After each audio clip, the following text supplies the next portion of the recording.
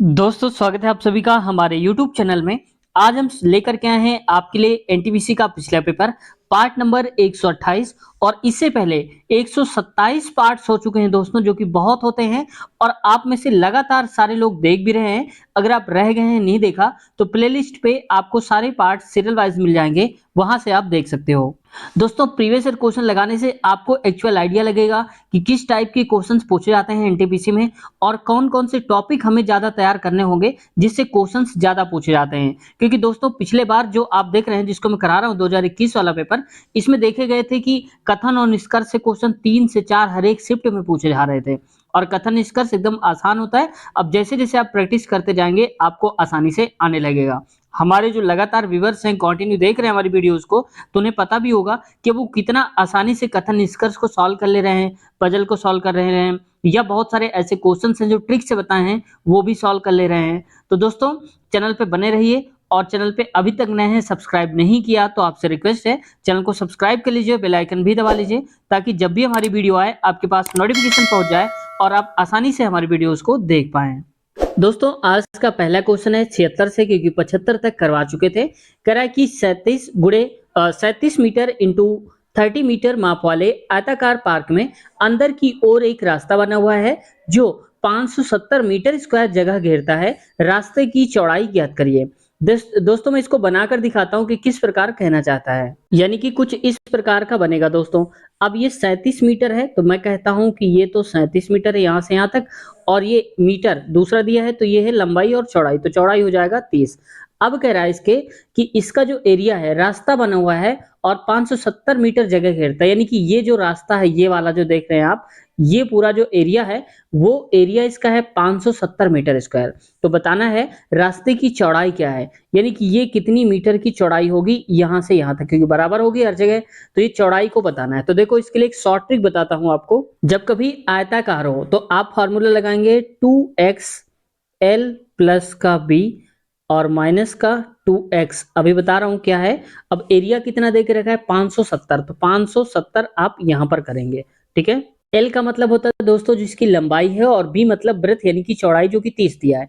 x का मतलब है कि यहाँ पर इसकी चौड़ाई, यानी कि ये जो देख पा रहे होंगे ना ये वाली, ये इसकी चौड़ाई बताना है, ये x है और यही निकालना है। तो 570 हमने क्यों लिखा, क्योंकि एरिया है इस पूरे रास्ते का।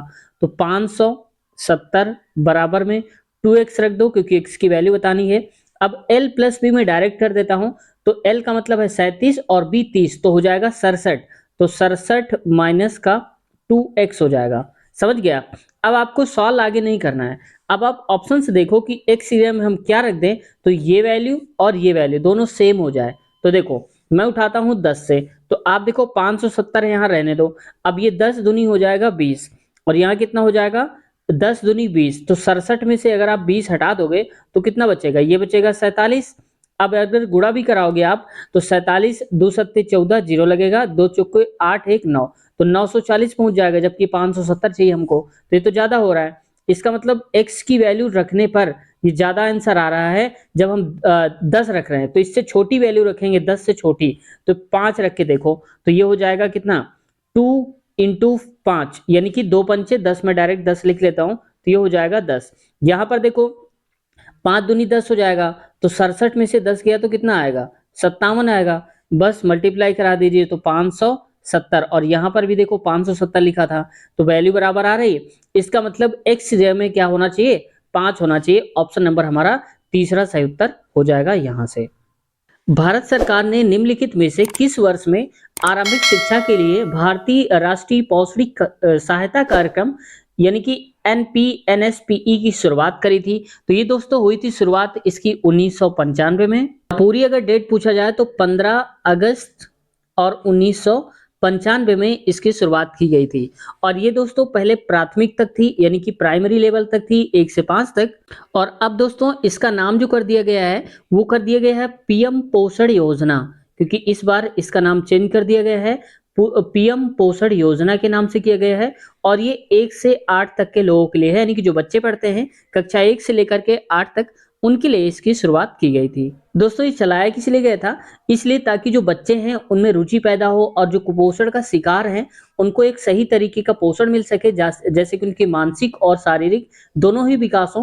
हालांकि ये सिर्फ नाम मात्र के लिए है, क्योंकि सरकारी स्कूल में खुद पढ़ा हूं तो मैं जानता हूं कि यहाँ पर पीएम पोषण के नाम पर सिर्फ और सिर्फ कागजी कार्यवाही होती है, ऐसे रियल में कुछ नहीं होता। कच्ची रोटियां मिल जाती हैं, एक एक कभी मिलती है, कभी खिचड़ी बना देंगे, ऐसे करके बांट देंगे।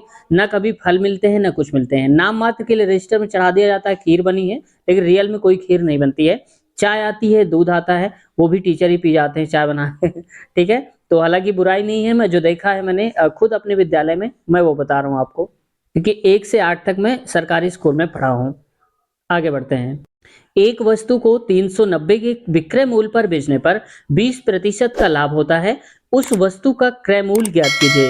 यानी कि अगर हम 390 में कोई चीज को बेच देते हैं तो 20% हमको लाभ मिल जाता है। तो बताना है खरीदा कितने का था इस चीज को। तो देखो 20%, तो 20% को लिख सकते हैं 20%, हटाते हैं तो नीचे आता है 100। जीरो जीरो कटा, दो एक कम दो पंचे, यानी कि इसको काट कर लिख सकते हैं 1/5। यानी कि अगर हम 1 रुपए की चीज लाए थे तो बेच दिया 1 रुपए बढ़ा के, यानी कि कितने की बेचा होगा? 6/5। खरीद के लाए 5 रुपए की, बेच दिया 6 रुपए की। हमने बेचा 6 रुपए की और क्वेश्चन के हिसाब से कितनी की बेची? 390 की। तो एक की वैल्यू आप निकाल लो, तो 6×6 = 36 हो जाएगा, 3 बचेगा और 6×5 = 30, यानी कि एक की वैल्यू 65। और रियल में हमारा कॉस्ट प्राइस यानी कि क्रय मूल्य क्या था? 5 रुपए था। 5 की तो लाए थे, तो 5 की वैल्यू यानी कि 5 से गुणा करा दो, यहाँ भी 5 से। तो 5 की वैल्यू क्या आ जाएगी? मैं आगे लिख देता हूँ, 5×5 = 5, 6 × 30 और 2 = 32, यानी कि 325 रुपए हो जाएगा। दोस्तों ऑप्शन नंबर तीसरा वाला करेक्ट हो जाएगा। आगे बढ़ते हैं। कंप्यूटर के एक मेन्यू में डैश की लिस्ट होती है, तो ये दोस्तों कमांड्स की लिस्ट होती है। कंप्यूटर का जो मेन्यू होता है उसमें कमांड लिस्ट होती है, और कंप्यूटर से कम 2 क्वेश्चन पूछे जाते हैं एनटीपीसी में। और एक क्वेश्चन तो होता है जैसे ये पूछ लिया है कमांड मेन्यू, और दूसरा जो आता है वो फुल फॉर्म पूछने के लिए आता है। ठीक है, आप लोग बताना। अच्छा बताओ आप लोग, रोम का फुल फॉर्म क्या होता है? मेमोरी होती है ना, एक रैम रोम, तो आप लोग बताओ कि रोम का फुल फॉर्म क्या होता है? ठीक है, देखते हैं कितने लोग सही जवाब दे पाते हैं। सीधी कार्यवाही दिवस यानी कि डायरेक्ट एक्शन डे की घोषणा किसने की थी? तो ये करी थी दोस्तों मोहम्मद अली जिन्ना ने करी थी। और ये की थी दोस्तों इन्होंने 16 अगस्त 1946 को। ठीक है, आप लोग याद रखना। हो सकता है रेलवे का भरोसा नहीं है, अगली बार ये पूछ लिया जाए कि सीधी कार्यवाही दिवस कब मनाया गया, तो यानी कि कब घोषित किया गया, तो 16 अगस्त 1946 को। ठीक है, ऑप्शन नंबर पहला उन्होंने घोषणा करी थी, मोहम्मद अली जिन्ना ने। अक्षांश का 1 डिग्री लगभग डैश किलोमीटर के बराबर होता है, और ये रिपीटेड क्वेश्चन है, मुझे अच्छे से याद है। तो एक अक्षांश डिग्री का लगभग कितने डिग्री होता है? तो ये होता है दोस्तों 111 किलोमीटर की दूरी होती है। तो देखो एक अक्षांश होता है और देशांतर होता है, मैं इन सबको बता देता हूँ ये होते क्या हैं। देखो ये पूरा का पूरा हमारा ग्लोब है, यानी कि अर्थ कह सकते हो। इसमें से जो नीचे की तरफ ये लाइन दिख रही है ना आपको, नीचे की तरफ ऐसे ऐसे करके, इनको बोलते हैं देशांतर रेखाएं। ठीक है, समझ गए होंगे आप देशांतर रेखाएं कौन सी होती है। और वहीं पर जो ऐसे ऐसे दिख रही हैं ये वाली लाइनें, इनको हम बोलते हैं अक्षांश रेखाएं। समझ गए आप? दोबारा आप भूलना नहीं, देशांतर का मतलब जो नीचे की तरफ लाइनें आती हैं ऊपर से वो होती है देशांतर, और जो ऐसे जाती हैं ऊपर ही ऊपर एक सिरे से दूसरे की तरफ तो होती हैं अक्षांश रेखाएं। ठीक है, और जो कर्क रेखा है वो दोस्तों कई बार पूछ लिया जाता है कितने डिग्री पर है, तो 23.5 डिग्री पर झुकी हुई है। भूमध्य रेखा यानी कि इक्वेटर, यहाँ से आता है 0 डिग्री होता है। और नीचे की तरफ अगर चलेंगे तो 23.5 डिग्री मकर रेखा नीचे की तरफ होती है भूमध्य रेखा से, और ऊपर की तरफ अगर चलेंगे तो 23.5 डिग्री कर्क रेखा होती है। ये भी 1-2 बार क्वेश्चन पूछा गया है, मकर का तो नहीं पूछा गया, लेकिन कर्क रेखा वाला पूछा गया है। ठीक है, आप लोग अच्छा बताना कि जो कर्क रेखा है उसमें कौन कौन से राज्य आते हैं हमारे देश के? कर्क रेखा भारत के कुल कितने राज्यों से होकर गुजरती है? आगे बढ़ते हैं, थोड़ा और फैक्ट जानते हैं दोस्तों कि भौगोलिक ग्रिड क्या होता है, क्योंकि हो सकता है अगली बार थोड़ा और डीप बना दें 2024 में। तो ग्लोब या मानचित्र पर अंकित जो भी अक्षांश तथा देशांतर रेखाएं, अभी जाना हमने कि अक्षांश और देशांतर रेखाएं, इनके जाल को ही हम क्या बोलते हैं? ग्रिड। ये ग्रिड का मतलब भूग्रिड कहते हैं। जैसे देखो ये पूरा पूरा एक जाल जैसा बन रहा है ना, पूरा ये देखो नट जैसा बन रहा है, ये पूरा पूरा जो इसका स्ट्रक्चर है, इसको हम बोलते हैं अर्थ ग्रिड। अर्थ पे बना है और ग्रिड है, ये शेप इसका, तो अर्थ ग्रिड हो जाता है। और वहीं पर देखो जो सबसे बड़ी बात जानने वाली है कि 1 डिग्री का मतलब होता है 60 मिनट। ठीक है, और 1 मिनट का मतलब होता है 60 सेकंड। तो यहाँ पर देखो अगर हम 1 डिग्री इधर की तरफ जाते हैं या इधर की तरफ, तो इसका मतलब 60 मिनट का अंतर आ जाएगा हमारे दिन में, छोटा और बड़ा दिन होने पे। वहीं देखो ग्रिड का जो उपयोग होता है वो होता है कि पृथ्वी पर कोई भी स्थान हो, वहां पर स्थिति देख सकते हैं, वास्तविक स्थिति क्या है वहां की, यानी कि कितने डिग्री हम झुके हुए हैं, हमारे यहाँ दिन रात क्या है, कितने बजे सूर्य ढलेगा, क्या होगा, और दो स्थानों के बीच की दूरी और दिशा दोनों हम पता कर सकते हैं यहाँ से। कहाँ से? ग्रिड का उपयोग करके। जो ग्रिड जानते हैं, ये सारी जो बनी हुई हैं ये काल्पनिक है दोस्तों। अगर आप रियल में देखोगे तो आपको पृथ्वी पर नहीं मिलेगी कि आप जाला ढूंढने निकल जाओ कि ये कहाँ जाल है, तो जाल नहीं, ये काल्पनिक है, इमेजिनरी बनाई गई है। नवंबर 2020 तक प्राप्त जानकारी के अनुसार नीति आयोग के उपाध्यक्ष यानी कि वाइस चेयरपर्सन कौन थे? तो ये थे दोस्तों राजीव कुमार, ऑप्शन दूसरा। लेकिन दोस्तों यहाँ पर 2020 के हिसाब से पूछा जा रहा है। अब आपसे पूछा जाएगा 2024 में नीति आयोग के उपाध्यक्ष कौन हैं? तो याद रखेंगे आप लोग, ये हैं सुमन बेरी। ठीक है, कौन है? सुमन बेरी, आप याद रखेंगे। और वहीं पर दोस्तों देखो जो उपाध्यक्ष हैं ये तो सुमन बेरी, लेकिन अध्यक्ष कौन है? तो नीति आयोग के जो अध्यक्ष होते हैं दोस्तों वो हमेशा होते हैं प्रधानमंत्री यानी कि प्राइम मिनिस्टर। तो वर्तमान में जो प्रधानमंत्री होंगे यानी कि श्री नरेंद्र मोदी, तो वही है यहाँ पर इसके अध्यक्ष हैं। दोस्तों इसकी जो शुरुआत हुई थी, इसका आयोग गठन किया गया था 1 जनवरी और 2015 को इसका नाम रखा गया था नीति आयोग। नीति आयोग के जो पहले उपाध्यक्ष हुए हैं दोस्तों वो हुए हैं अरविंद पनगाड़िया। याद रखना क्योंकि हो सकता है पूछ लिया जाए पहले उपाध्यक्ष, तो यहाँ पर अरविंद पनगाड़िया। वहीं पर दोस्तों नीति आयोग का फुल फॉर्म जो कि बार बार है, तो इसको देखते हैं, नेशनल इंस्टीट्यूशन फॉर ट्रांसफॉर्मिंग, और आई से आप लोग बताना। आई में आपके लिए छोड़ता हूँ क्योंकि पिछली वीडियोस में मैंने इसका फुल फॉर्म बता दिया है। तो नेशनल इंस्टीट्यूशन फॉर ट्रांसफॉर्मिंग, और आई वाला आप बताना कि आई से क्या होगा।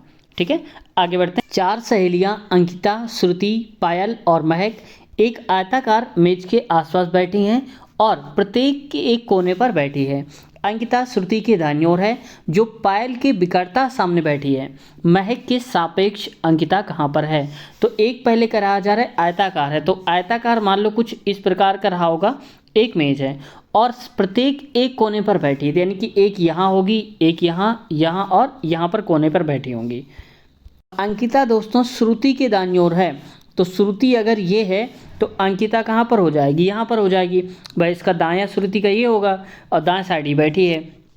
आगे कह रहा है जो पायल के विकटता सामने बैठी है, कौन? अंकिता। श्रुति की दाईं ओर बोल रहा है, तो श्रुति की दाईं ओर कौन बैठा है? पायल। तो इसका मतलब हो जाएगा पायल हो जाएगी यहाँ पर, और एक कौन बचा है? तो महक, तो महक हो जाएगी यहाँ पर।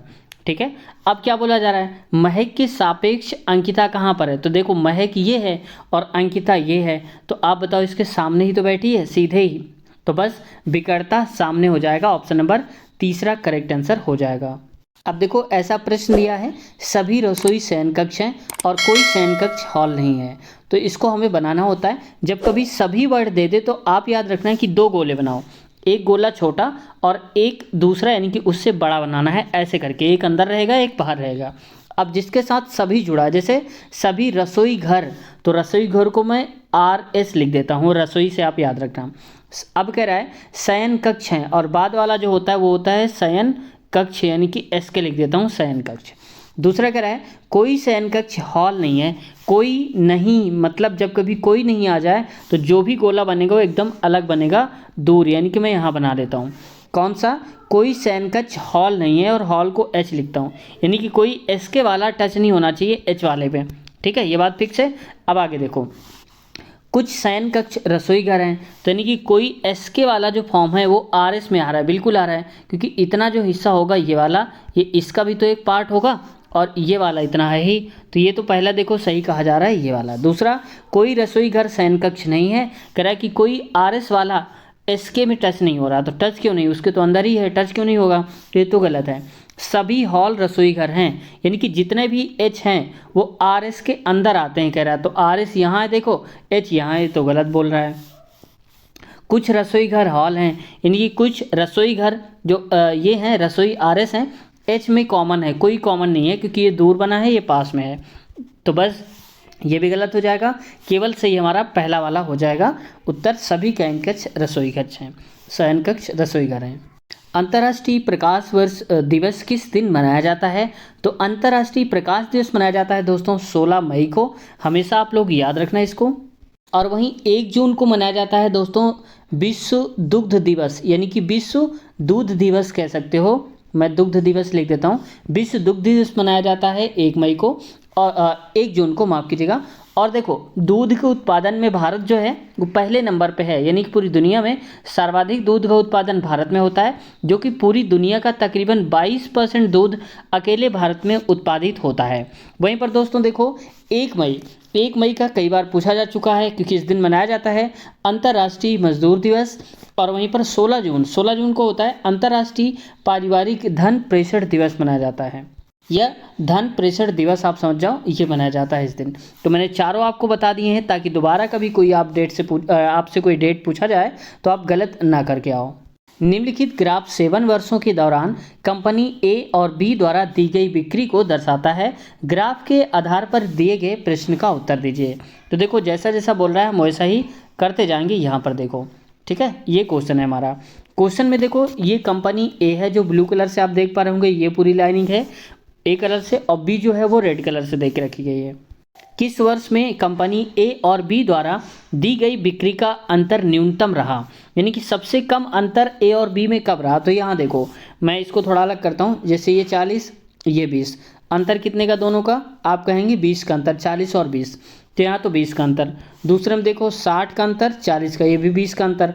80 और यहाँ पर 70, 10 का अंतर, ये भी देख लो, ये 20, 10, यानी कि ये भी 10 का ही अंतर है, यानी कि न्यूनतम अभी 10-10 का आ रहा है। आगे देखो यहाँ पर 50, 40, 10 का अंतर, 60, 50, 10 का अंतर है, यहाँ से 70 भी 10 का है। अब यहाँ देखो यहाँ ये भी 30 है और दूसरा वाला भी इसी के अंदर 30 है। तो आप बताओ कि 30 माइनस 30 करोगे तो अंतर कितना आएगा? 0 ही तो आएगा। तो सबसे कम अंतर हमारा कब दिख रहा है? इस साल दिख रहा है। और ये साल क्या बोलते हैं इसको? 2006 बोलते हैं। तो बस सही उत्तर हो जाएगा हमारा 2006 वाला, ऑप्शन नंबर चौथा करेक्ट आंसर हो जाएगा। एक हाथ घड़ी में सुबह के 7:30 बजे हैं।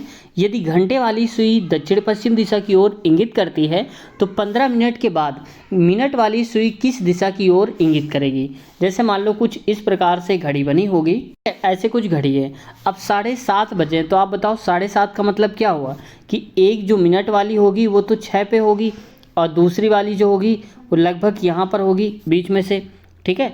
अब देखो हालांकि उल्टा मैंने कर दिया, ये मिनट वाली थोड़ा सा लंबी सुई होती है, घंटे वाली छोटी होती है, तो आप लोग समझ जाना, ये मैंने उल्टा बना दिया। चलो बना ही देता हूँ। तो ये कुछ इस प्रकार की बनी होगी यहाँ पर, और दक्षिण पश्चिम दिशा की ओर इंगित कर रहा है। तो देखो दक्षिण पश्चिमी तो है, अगर हम पूरा इसको बोलेंगे ये उत्तर हो जाएगा, नीचे दक्षिण, पूरब और ये पश्चिम, ठीक है, दक्षिण पश्चिमी है। अब आगे देखो, आगे क्या बोल रहा है? इसमें से कह रहा है कि 15 मिनट के बाद, तो 15 मिनट के बाद क्या होगा कि ये वाली जो सुई है दोस्तों, ये वाली, ये कहाँ पर आ जाएगी? ये आ जाएगी, इस पे आ जाएगी। और जैसे ये आएगी तो पूछा है कि मिनट वाली सुई किस दिशा को इंगित करेगी? तो आप बताओ कि ये दिशा कौन सी है?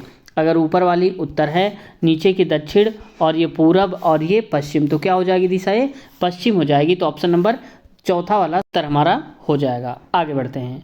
नेक्स्ट क्वेश्चन देखो इस प्रकार का है। निम्नलिखित पाई चार्ट एक विद्युत बल्ब को बेचने में हुए विभिन्न खर्चों के प्रतिशत वितरण को दर्शाता है। पाई चार्ट के आधार पर निम्नलिखित प्रश्न का उत्तर दीजिए। मैं थोड़ा सा जूम करता हूँ, अगर समझ में आता है तो ठीक है, वरना फिर देखते हैं इसको, ठीक है। यहाँ पर देखो बहुत, हालांकि मुझे भी नहीं दिखाई दे रहा, तो आपको क्या ही दिखाई दे रहा होगा। कह रहे कि मार्केटिंग, कॉपीराइट, कांच पिघलन, मोल्डिंग, ये सारे के सारे प्रतिशत दे के रखे हैं, ठीक है। अब कह रहे हैं बल्बों की एक निश्चित मात्रा के लिए निर्माता को मोल्डिंग लागत। अब मोल्डिंग यहाँ पर देखो कौन सा है, तो मोल्डिंग को यहाँ पर दे के रखा है ब्लू कलर का। अब ब्लू कलर का मतलब ये वाला, और ये है कितना? 20%। तो 20% की वैल्यू दे के रखी है दोस्तों 28,400। तो 28,400 हो जाएगा 20%। पूछा क्या यहाँ पर? कॉपीराइट। तो कॉपीराइट है कहाँ पर? तो कॉपीराइट यहाँ से चेक करो, ये है ये वाला पार्ट, ये वाला पूरा, ये कितना है? 15%। तो हमें बताना है 15%, यानी कि 20 की वैल्यू पता है, हमें 15 की वैल्यू बताना है, ठीक है। तो चलते हैं, इसको 20 से डिवाइड कर दो तो 1 की वैल्यू आ जाएगी, और यहाँ 15 से गुणा कर दो, तो 5 चौके 20, 5 तेई 15, फिर 4 सत्ते 28, 4 एकम 4, 00 गुणे में 3, तो यहाँ पर आ जाएगा, इसको मैं यहाँ लिख देता हूँ 3 शून्यम शून्य, 3 एकम 3, 3 सत्ते 21, यानी कि 21,300 आ जाएगा दोस्तों। ऑप्शन नंबर कहाँ लिखा है 21,300, तो देख सकते हो आप दूसरे वाले में करेक्ट करके लिखा गया है।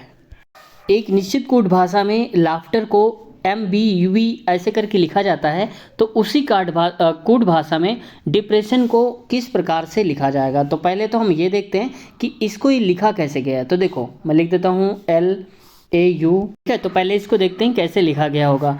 तो L के बाद M आता है, ABUVGH यानी कि इसके जस्ट आगे वाला, TURSEF जस्ट आगे वाले लिख देना है। तो वैसे ही देखो लिखा है डिप्रेशन, तो मैं लिख देता हूँ।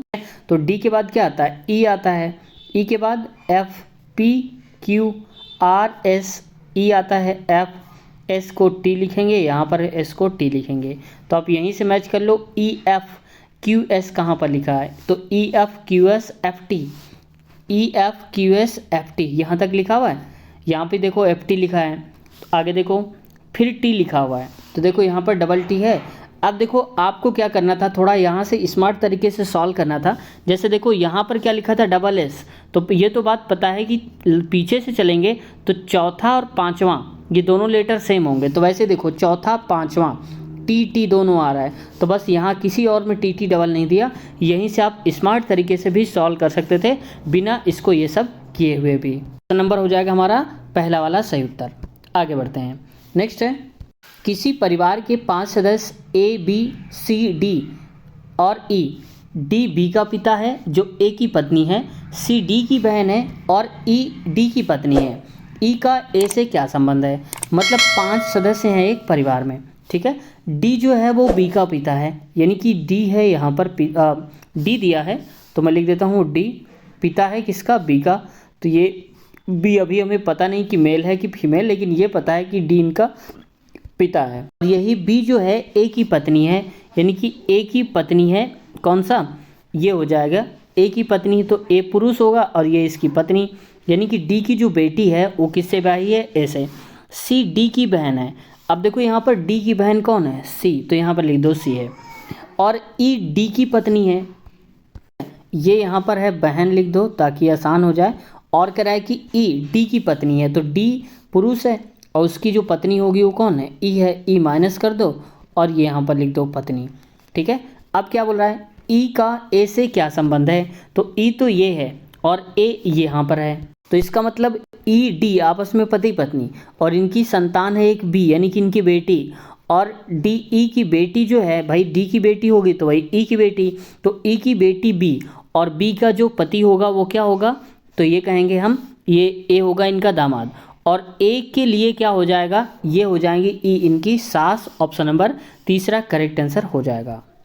कथन है, प्रशासनिक विभागों में कार्यरत अधिकारियों को स्थानांतरित किया जाना चाहिए, यानी कि जो भी सरकारी लोग हैं उनका ट्रांसफ़र होना चाहिए। ऐसा क्यों? पहला तर्क दिया गया है कि हाँ का मतलब है कि स्थानांतरण किया जाना चाहिए, ट्रांसफ़र होना चाहिए। क्यों? क्योंकि वे लोगों के साथ मित्रवत हो जाते हैं, उनसे व्यवहार बना लेते हैं और उन्हें प्रभावित किया जा सकता है। तो बिल्कुल सही है, गलत काम हो सकते हैं, उनसे व्यवहार बना लेंगे वो लोग, ठीक है। तो ये बात तो सही कह रहा है। दूसरा तर्क है कि नहीं का मतलब है कि उनका ट्रांसफ़र नहीं किया जाना चाहिए, जहाँ है वहीं रहना चाहिए। बार बार स्थानांतरित किया जाना अधिकारियों को पसंद नहीं आता, यानी कि अधिकारियों को पसंद नहीं है इसलिए उनका ट्रांसफ़र ना किया जाए। तो भाई अगर किसी को पढ़ना अच्छा नहीं है इसलिए ना उनको पढ़ाया जाए, तो ये तो गलत हो गया, तो ये गलत है। केवल पहला ही सही है कि उनका ट्रांसफ़र होना चाहिए, तो ऑप्शन नंबर चौथा सही उत्तर हो जाएगा। आगे बढ़ते हैं। एक विज्ञापन में कहा जाता है कि घरों को सजाने के लिए XYZ पेंट का इस्तेमाल किया जाना चाहिए। अब देखो कथन निष्कर्ष का ये दूसरा क्वेश्चन है, बोला था ना कि 2 से 3 क्वेश्चन पूछे जाते हैं। अब धारणाएं हम क्या लगा सकते हैं, कह रहा है कि भाई पहले ये देखो सही से पढ़ो इसको, तो घरों को जो सजाना है तो XYZ पेंट का इस्तेमाल किया जाना चाहिए, ठीक है। अब कह रहे हैं कि लोग अपने घरों को सजाना चाहते हैं, बिल्कुल सजाना चाहते हैं, क्योंकि इसीलिए तो पेंट की बात हो रही है ना। अगर ये कह दिया जाए कि लोग NTPC का पेपर देखना ही नहीं चाहते पिछले साल का, तो कोई पेपर बनाएगा नहीं, बनाएगा ना, हम खुद वीडियो नहीं बनाए। तो इस वजह से यहाँ पर कहा जा रहा है पेंट का इस्तेमाल किया जाना चाहिए था, तो इसका मतलब है लोग घरों को सजाना चाहते हैं इसलिए पेंट मार्केट में बिकते हैं। तो ये बात सही है। अगला दूसरा है केवल XYZ पेंट ही घरों को सजावटी बना सकते हैं। अगर मैं कहूँ कि केवल मैं ही प्रीवियस ईयर पेपर सॉल्व कराता हूँ पूरे यूट्यूब में, तो इसका मतलब ये तो गलत है ना। बहुत सारे ऐसे लोग होंगे जो सॉल्व करा रहे होंगे अच्छे अच्छे तरीके से। तो वहीं यहीं पर केवल वर्ड लगा दिया है कि केवल XYZ पेंट है वही दीवार को अच्छा बना पाएगा, बाकी सजावट नहीं कर पाएगा घर को। तो ये तो गलत बोल दिया ना, केवल वर्ड आ गया। जब कभी केवल, मात्र, सिर्फ आ जाता है वो गलत ही होता है। तो केवल ऑप्शन पहला सही है। ऑप्शन नंबर चौथा नंबर पे देख रखा है केवल धारणा फर्स्ट निहित है। अगला है बताना है इनमें से कौन सा अलग है। तो कम, ज़्यादा, दिन, रात, मुलायम, नाजुक, मीठा, खट्टा, यानी कि कुल मिला के लगभग ये अपोजिट दे के रखा है। जैसे कम का उल्टा ज़्यादा, दिन का रात, खट्टा का मीठा। लेकिन मुलायम और नाजुक ये लगभग इसके सिनोनिम्स दिए हैं, समानार्थी हैं, ये अपोजिट नहीं है एक दूसरे के। तो मुलायम, नाजुक यही सही उत्तर हो जाएगा। ऑप्शन नंबर दूसरा करेक्ट आंसर है। अगला देखो कानून, आदेश, अपराध क्या हो जाएगा। तो देखो कानून आदेश देता है, वैसे ही अपराध हमें क्या दिलाता है, सजा दिला सकता है। अपराध युद्ध नहीं करेगा, शांति नहीं करेगा और अपराधी नहीं कहलाएगा, वो केवल क्या करेगा, सजा दिलाएगा। तो ऑप्शन नंबर दूसरा सही उत्तर हो जाएगा हमारा। आगे बढ़ते हैं। नेक्स्ट क्वेश्चन है, देखो इस प्रकार से दिया गया है क्वेश्चन और इसमें से कह रहा है कि निम्नलिखित संख्याओं को आरोही क्रम में व्यवस्थित कीजिए। तो चलिए व्यवस्थित करते हैं इनको। सबसे पहले देखो यहाँ पर देखो माइनस पे क्या लिखा है। तो माइनस में ये संख्या है और ये संख्या है। तो जो माइनस में सबसे बड़ी संख्या होती है, जैसे मान लो -5 और -10, आप बताओ इसमें सबसे छोटी संख्या कौन सी है। तो जो रियल में बड़ी दिखेगी, 10 बड़ा होता है लेकिन माइनस लगा तो सबसे छोटी यही हो जाएगी। वैसे ही हमें ये देखना है कि माइनस तो लगा है लेकिन माइनस वाली सबसे बड़ी संख्या क्या है, 96, क्योंकि 64 छोटा होता है। तो सबसे पहले आएगा ये वाला, यानी कि कौन सा नंबर कोड में दिया गया है, तो मैं लिखता हूँ ये, यानी कि 1 नंबर। दूसरे में कौन सा आएगा, ये, यानी कि 4 नंबर आएगा। फिर इसके बाद देखो अब माइनस और माइनस वाली हो गई, अब हमें प्लस वाला लेना है। तो आएगा ये 3 आएगा, 3 के बाद आएगा 5वां और इसके बाद जो बचा है दूसरा ये आएगा, यानी कि कोड हमारा बनेगा 14352, यानी कि 143 और 52 बनेगा। तो देख लो कहाँ पर लिखा है 143 52, तो देख सकते हो ऑप्शन नंबर तीसरा में देख रखा है 143 और ये 52। वर्तमान में एक माँ की आयु उसकी पुत्री की आयु की 3 गुनी है। 5 वर्ष पहले उसकी आयु उसकी पुत्री की आयु की 4 गुनी थी। पुत्री की वर्तमान आयु ज्ञात करिए। ठीक है, पुत्री को मैं लिखता हूँ यहाँ पर P, क्योंकि मैं हिंदी ज़्यादा प्रेफर करता हूँ। पुत्री को P और माँ को मैं M लिखता हूँ। आप चाहें तो डॉटर D लिख सकते हो और मदर लिख सकते हो, जैसा भी आपको ठीक लगे। ठीक है, अब कह रहा है कि वर्तमान की बात हो रही है, उसकी पुत्री की आयु की 3 गुनी है। तो इसका मतलब अगर ये पुत्री x की होगी तो इसका तिगुना उनकी मम्मी होगी, यानी कि 3x होगी। 5 साल पहले दोस्तों, तो 5 साल पहले का मतलब क्या हुआ कि x - 5 ये उम्र होगी 5 साल पहले। बाद वर्ड आता है तो हम प्लस लगाते हैं, पहला आएगा तो माइनस, यहाँ पर हो जाएगा 3x - 5। ठीक है, ये देख रखा है। अब कह रहा है उसकी पुत्री की आयु से 4 गुनी थी। पुत्री की आयु जो है उसका वो 4 गुनी थी, पुत्री की आयु का 4 गुना कर दो तो बस सॉल्व कर लो। 4x - 4 पंचे 20 बराबर में 3x - 5 हो जाएगा। 3x को इधर ले आओ तो 4x में से 3x हट जाएगा तो केवल x बचेगा। और यहाँ पर -5 था और इधर आ जाएगा -20, तो हो जाएगा कितना, +20 हो जाएगा, यानी कि बचेगा 15 साल। ठीक है, तो वर्तमान में आयु उनकी 15 है। पूछा है यहाँ पर पुत्री की वर्तमान आयु, तो पुत्री x की थी, हमारे हिसाब से x है 15, तो बस सही उत्तर हो जाएगा इसका 15 वाला। ऑप्शन नंबर तीसरा करेक्ट आंसर हो जाएगा। आगे बढ़ते हैं। तो अगला क्वेश्चन है और इसमें कहा जा रहा है 5, 18, 39, 68 और 105 ऐसे करके सीरीज दिया है। तो इसके आगे आने वाला क्वेश्चंस क्या होगा, यानी कि कौन सा नंबर यहाँ पर आएगा। तो पहले तो इनके बीच का हम निकालते हैं कि गैप कितना है। तो देखो 15 और 13 के बीच का अंतर कितना है, तो मैं यहाँ लिख देता हूँ 15 और 18 के बीच का अंतर 13 का है। वहीं देखो इसके और इसके बीच का अंतर कितना हो जाएगा, तो ये 33, 18, यानी कि ये आएगा 21 का। और वहीं पर 39 और 68 में देखो 29 आ गया। और यहीं पर देखो 68 और 105, यानी कि 32 और कितना हो जाएगा, ये 32, 5, 37 हो जाएगा। ऐसे करके आ रहा है क्रम। ठीक है, अब हमें और इनके बीच का अंतर देखो, अब 13, 21 फिर से निकालना पड़ेगा क्योंकि डबल डबल कई बार होता है, अभी नहीं पता चल पा रहा ना। तो 13 और 21 यानी कि 8 का अंतर, यहाँ पर 21, 29 यानी कि 8 का अंतर। यहाँ पर भी देखो दिया कितने का, 8 का अंतर हो जाएगा। इसका मतलब है आगे जो नंबर आएगा उसमें भी 8 ऐड करेंगे, यानी कि 37 में से आप 8 ऐड करो तो 37 8 कितना हो जाएगा, 45 हो जाएगा। अब इसका मतलब है 105 में हम अगला नंबर क्या ऐड करेंगे, 45। 105 प्लस का 45 बराबर आ जाएगा 150 से उत्तर हो जाएगा ऑप्शन नंबर तीसरा करेक्ट आंसर है। देखा दोस्तों, तो कई बार ऐसा होता है कि हमें सीरीज़ के अंदर भी सीरीज निकालनी पड़ती है, तो कुछ इसी टाइप का ये क्वेश्चन दे के रखा था। तो दोस्तों ये पूरा का पूरा क्वेश्चन पेपर हमने फिनिश कर लिया और अगला जो पार्ट आएगा हमारा वो आएगा नेक्स्ट क्वेश्चन पेपर लेंगे। मैं इसको दिखा देता हूँ, ये वाला हम लोग क्वेश्चन पेपर सॉल्व करेंगे 1/3/2021 का, और ये सारे के सारे क्वेश्चंस आप देख पाएंगे। तो दोस्तों अगले पार्ट की जो लिंक है इसी वीडियो के नीचे डिस्क्रिप्शन में आपको मिल जाएगी, डायरेक्ट लिखा होगा उस पर अगला पार्ट, उस पर लिंक होगी, आगे क्लिक करेंगे डायरेक्ट अगले क्वेश्चन शुरू हो जाएंगे। दोस्तों आज की वीडियो कैसी लगी कमेंट सेक्शन में आप लोग ज़रूर बताइएगा। किसी भी प्रकार का कोई सुझाव हो, सजेशन हो या कुछ कहना चाहते हैं तो कमेंट सेक्शन में आप कह सकते हैं, पूछ सकते हैं। आप सभी का रिप्लाई देने की पूरी कोशिश करेंगे। जैसे हज़ारों कमेंट्स आए हमने सबका जवाब दिया, ठीक वैसे आपका भी जवाब देने की कोशिश करेंगे।